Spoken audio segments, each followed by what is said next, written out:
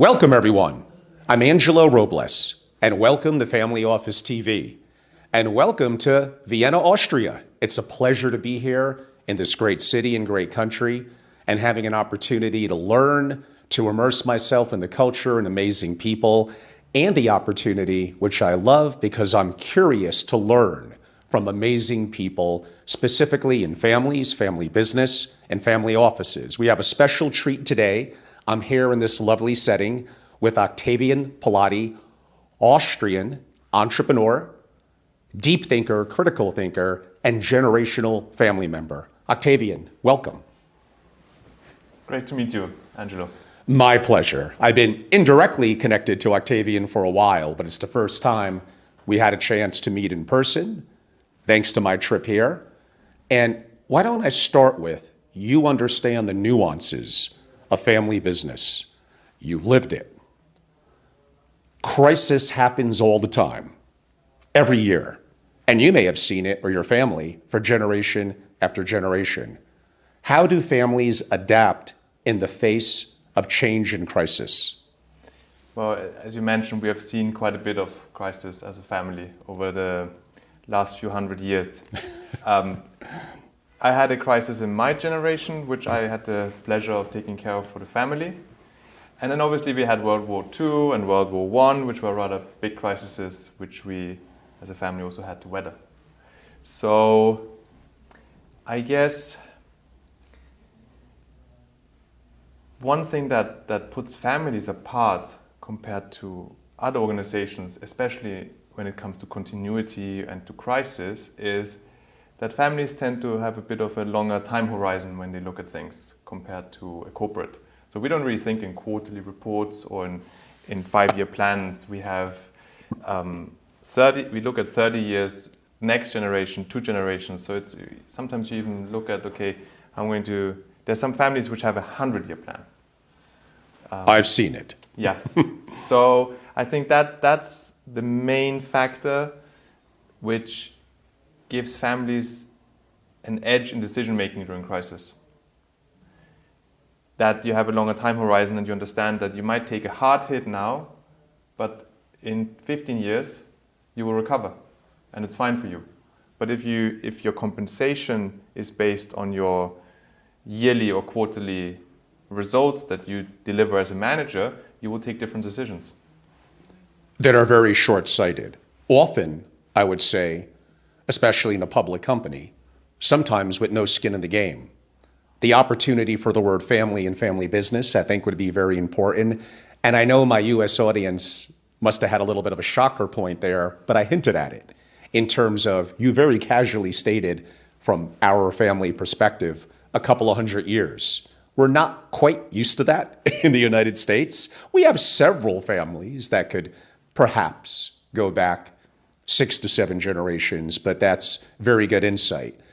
I always talk about, but I think there's a converse to this, Octavian, the greatest threat to the family is the family.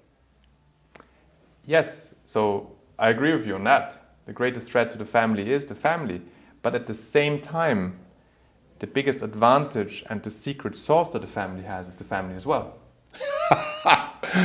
So, as you mentioned, the manager doesn't have skin in the game. As a family member, you grow up from year 0 and you're part of it. You feel it is yours already, even though maybe you're not in control or you don't have shares yet or whatever. But still, you grow up with it. You see it. You get educated from the beginning on to take over maybe or to be a part of it. And that is something that gives you a totally different kind of motivation to drive this forward, to be involved, to make the right decisions than if you just come in on a salary and say, okay, yeah, that's my job right now. 100%. My audience is used to me saying the greatest threat to the family is the family. I'm going to have to adapt that now after a 1-second pause to have that sink in, that's the greatest advantage as well. So I know and I'm thinking of actual cases now, a lot of American families may have newer wealth from Silicon Valley, from one of my backyards in Greenwich, Connecticut, hedge funds, financial services. In other words, newer wealth.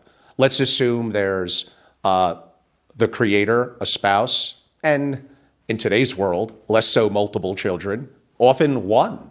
Yeah. Therefore, we're now going to talk a little bit about governance. What that family is likely to do, especially if the child is quote unquote underage, we could get into how you define that. Governance is basically kind of what the wealth creator says. We could say that's top down. It is wickedly efficient. It is, in my example, perhaps even effective, but it's not sustainable. Explain perhaps why. Well,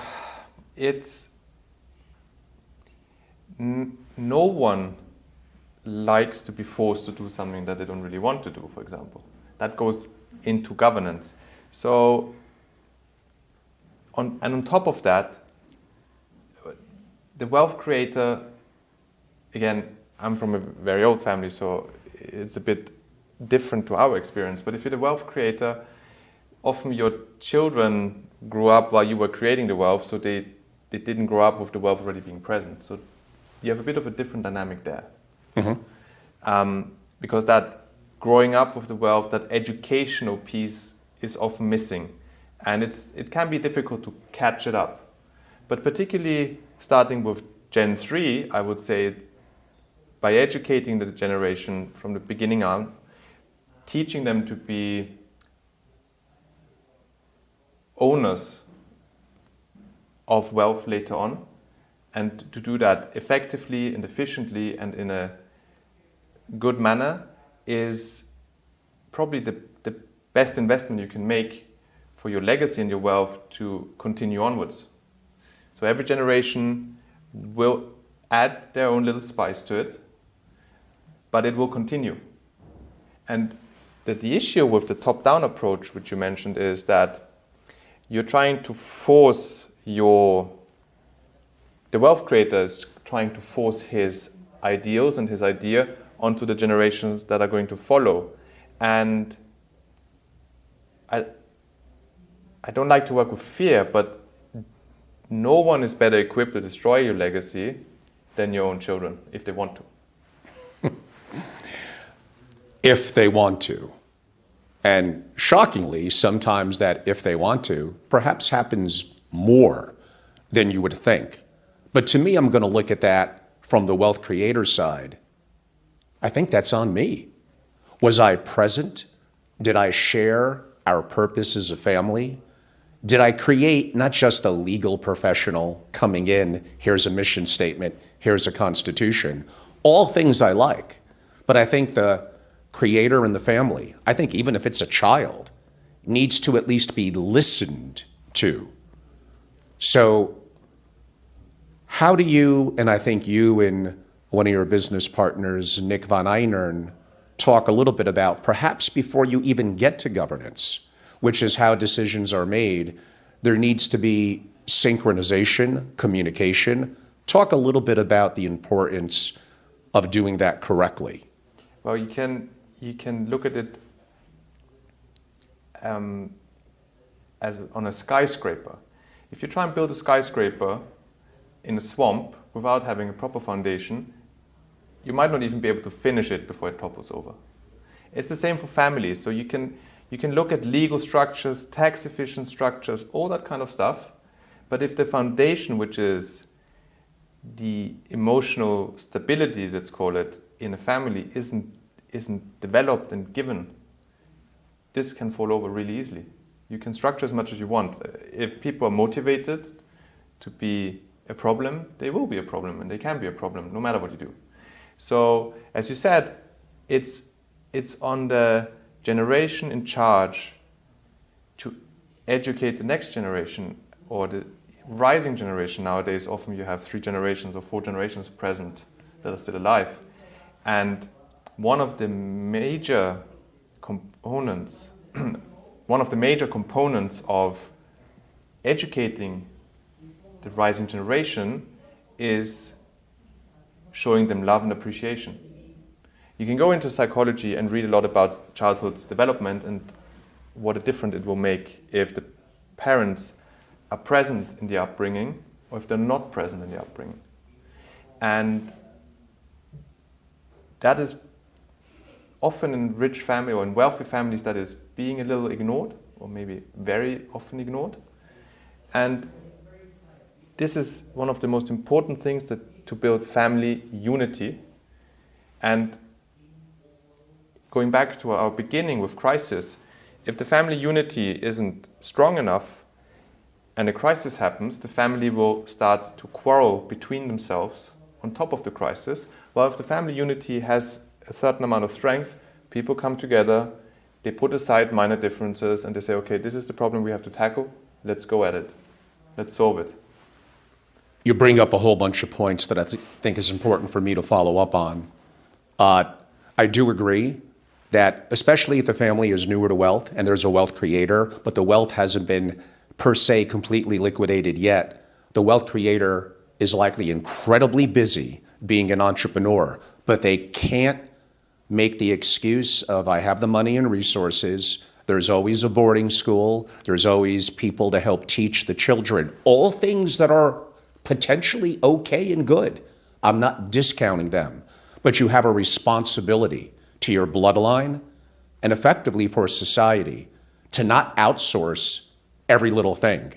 The opportunity to help your children, I think your grandchildren, perhaps your great-grandchildren, to learn capacity and have capability that leads to their competency. If they have competency and you help to instill a character, they're likely, no one's going to be perfect, but to make better decisions. Now, I'm not the only one who talks about this here in the United States or where I'm from.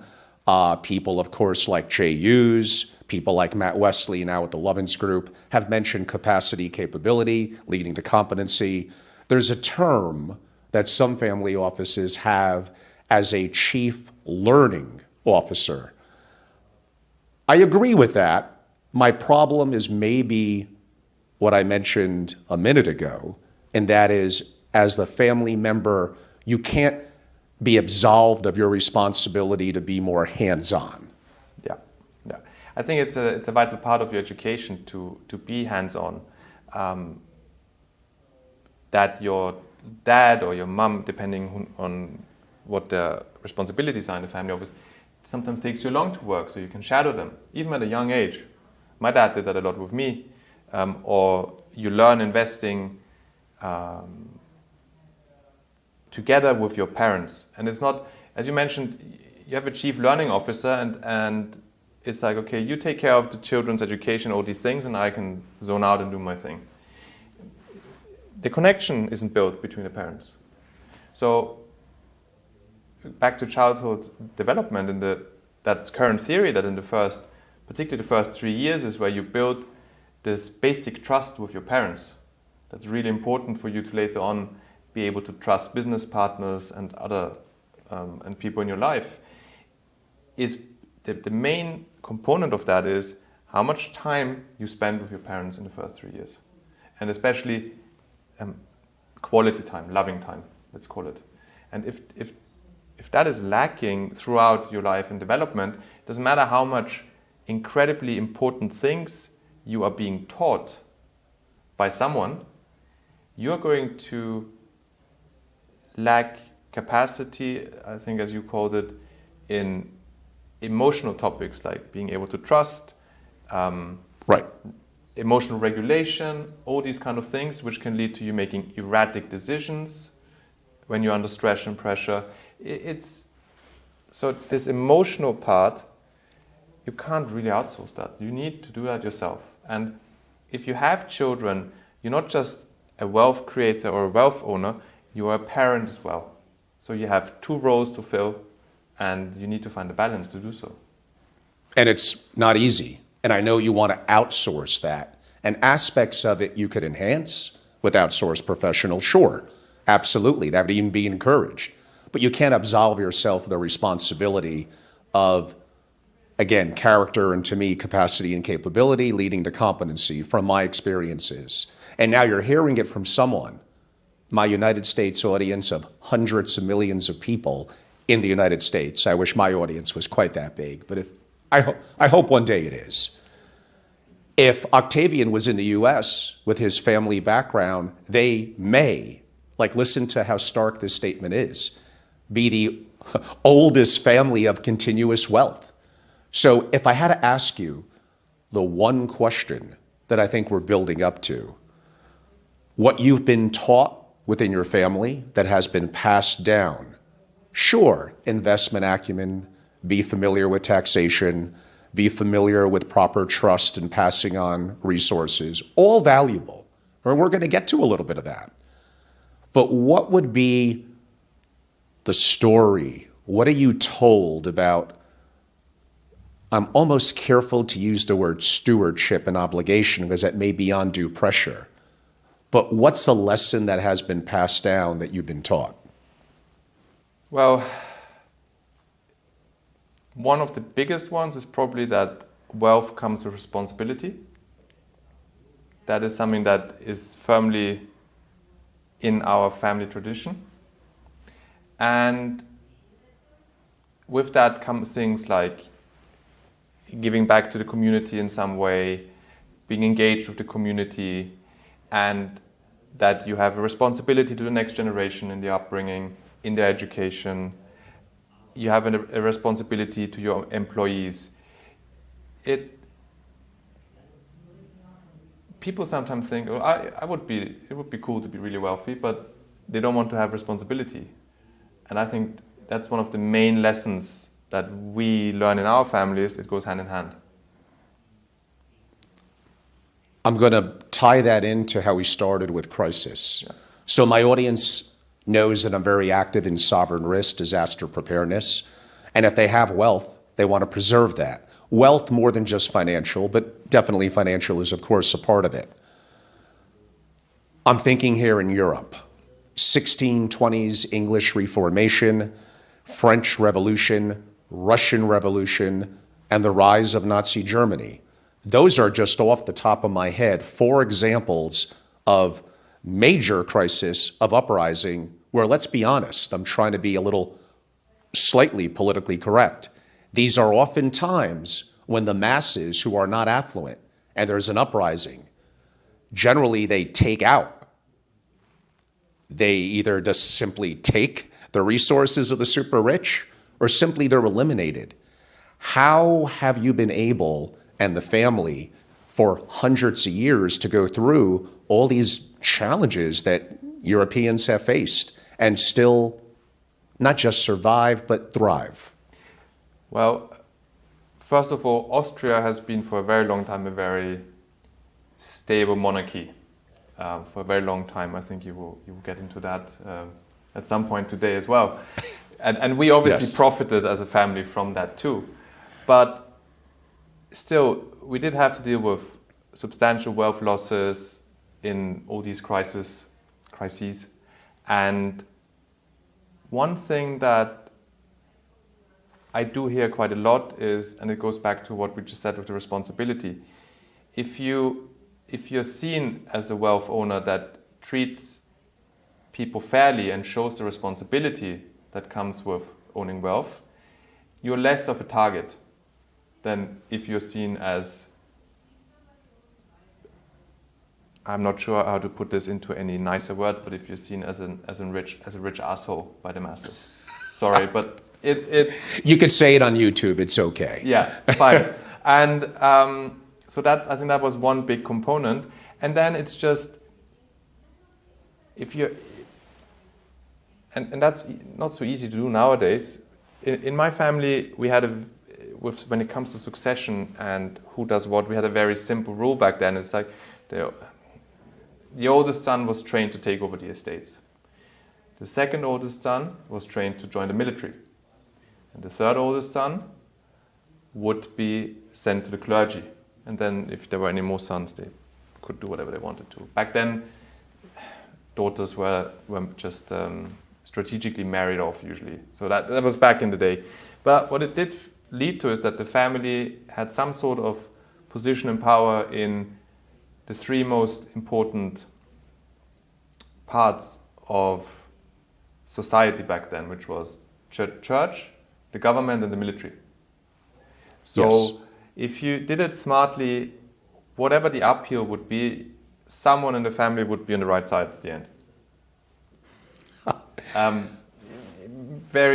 So that's what I think it was. And then of course, strategic asset allocation. We had a lot of land. We did later on, once it got on vogue, we did have a lot of investments in industries, which we all lost because most of Austria's industry was in the Czech Republic, for example. Right. So when that became its own country, the shares in the companies, that it all became worthless. But still, our land investments, our land holdings stayed with us. And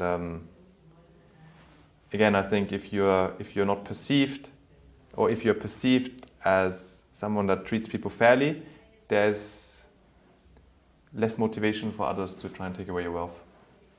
And that is the perfect segue. By the way, that was a great answer.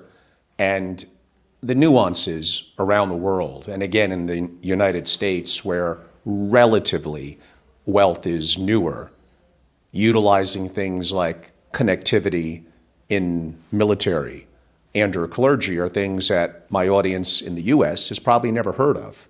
That's an excellent insight to the challenges during those 4 revolutions, kind of that I noted. And that also segues very well, which you hinted at, and I think my audience would be very fascinated by the sort of resources that a family of multi-generational wealth would have. And my audience has heard me talk about this time and time again. Perhaps wealth is created by being more concentrated, especially in today's world in businesses that scale quickly. But to keep the wealth requires a level of diversity. And I'm thinking of land, I'm thinking of gold, and I'm thinking of art.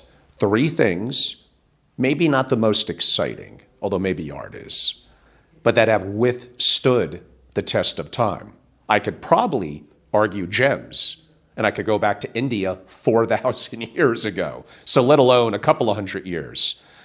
I know you need to be discreet on certain things, but what would you say about one or more of those asset classes that I noted? I believe your family does have a history in land. Yes, that's correct. Well, the thing about land is if you look at it in times of big upheaval, people will want to eat. People need to live somewhere. So those are 2 very big needs that every person wants to have fulfilled. So by having agricultural land, forestry, and real estate, you provide these things. Gold that you mentioned as well is, so in times of big upheaval, there needs to be some sort of monetary system that's running, and back in the days, coins would be minted with gold and stuff. So it's a form to be able to buy and trade things. Mm-hmm. And I mean, you can carry it around a little bit. Obviously, if you have, You'll be very strong if it's a lot. Yeah. So that's how they worked out back in the day. You carry, I don't know, 100 or 200 pounds of gold. Yeah, that's how they started with the credit letters and everything a long time ago. Exactly. Store it and so on and so forth. But still, it's a trading good for you to work. So we lost all our land in World War II because it was confiscated by the Russians, and the only reason the family as refugees managed to survive was because we had gold coins, we had jewelry that we could take along, and my grandmother would use it to buy bread and things like that. Of course. Yeah. We got our estates back in 1955 when Austria became a country again after 10 years of occupation. But for those 10 years, the family lived as refugees spread across Austria and Germany with no money. And my granddad, who was, for example, a major in the German army, he wasn't allowed to work because that's something I only found out recently, that in the occupied lands after World War II, officers from a certain rank onwards were prohibited to work afterwards. So you got food stamps. I didn't know that. Yeah, I didn't know that either for a while. I only found it out recently. So, those those assets that you can carry can play quite an important role. Okay, that brings up some follow-up questions that I was going to ask, but you actually provided more insight to it. If I were to break down maybe individually each of the four that I noted, land has the advantages that you note. We're human beings. We want to be grounded. Land could grow food. It provides the opportunity for shelter. It helps to support communities. It can't be taken with you. And yes, it could absolutely be taken from you. Very simply and rather bluntly, how could I make this softer? Simply by force. And governments have the ultimate authority. They have effectively a monopoly on violence, and governments do change. Europeans are going to be more familiar with that. We're not quite as familiar with that. Thankfully so in the US, but sometimes it makes us a little lackadaisical. And also our own government could do what we call eminent domain and so-called pay you a fair price, but basically take your property from you. But I was going to mention that when you mentioned it was taken from you, there is an opportunity if you could prove title to one day in the future, maybe that future is 100 years, to potentially get it back, which you did. So those are the advantages and disadvantages. Gold is somewhat more portable, but in vast amounts, it's too heavy. Someone could also simply take that from you, again, rather being direct by force. Art is interesting. It's lighter than gold. It could be even rolled up to a degree. It's more portable, but again, there's natural disasters like fire. There simply is people knowing where you may have it, and I hate to say force, whether government, nefarious forces, or people. I would say gems are easily the most portable. My audience heard me talk about this yesterday here in Austria. In today's value, in one hand, with the right colored diamonds, rubies, emeralds, sapphires, I could literally hold, we did the math on it, about $500 million. It's amazing. So those are four assets that have proven over time. They each provide a different service. The least portable is land. The most portable is gems. That's true. But then again, in times of crises, what is $5 billion? Or what do you say? 5 billion? 500? 5 billion. I'm sorry. 500 million. So half a billion. $500 million in gems in your hand is probably not worth that money when it goes really down to survival. And you want bread. Yeah, and you want bread. You're going to exchange a diamond for a loaf of bread, and that bread might have just cost you $10 million.